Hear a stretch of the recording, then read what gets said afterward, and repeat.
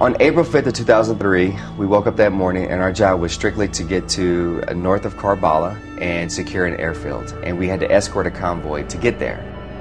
The last things I said to my mother before I went to Iraq is I said, don't worry about me. They're not going to stop me.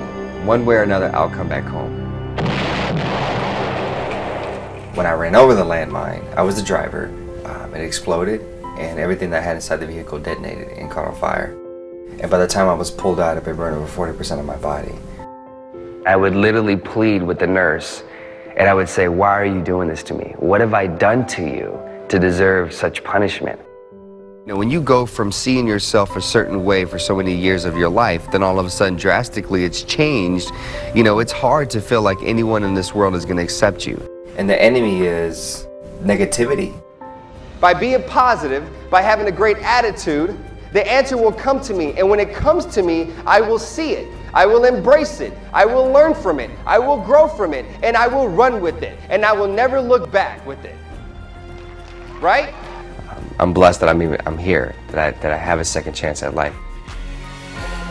Being on the show, it's given me an opportunity to reach millions of people and to be able to highlight scars, to be able to highlight disfigurement, so to speak, to be able to highlight people that don't look like your everyday, celebrities and actors and actresses, and to teach them how to embrace me, to teach them how to look deeper than the burn on the surface and get to see my heart and get to see my personality, get to know JR Martinez. I think when we all go through something, we ask the question, why? Why me, why me, why me? And I was going through that question every single day of my recovery for the first 5 months. Something happened to you in your life.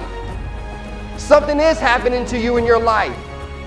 You think your dream is gone. I thought my dream was gone. And finally one day in the mix of my own recovery, one of the nurses asked me to visit one of the burn survivors that just arrived at the hospital and how he was having a tough time with his recovery and maybe I can kind of shed some light on it. And I was really scared and intimidated to go into his room. And when I walked into his room, it was completely dark. And I thought to myself, oh my God, he's in a bad place.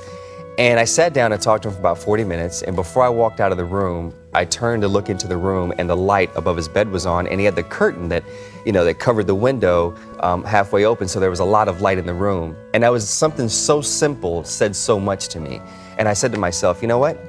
That's the answer to the question why. I was kept in this world to use my experience to help other people with their experiences. So now I want to help you, yes you, tell your story of someone inspirational, someone who has, potentially has had a dream and they've had to stop pursuing that dream because something happened to either them or someone in their life, and so they're not going after that, or something inspirational, whatever story may be, maybe yours or a friend's or whatever. I want to hear your story, and I think the world wants to hear your story too.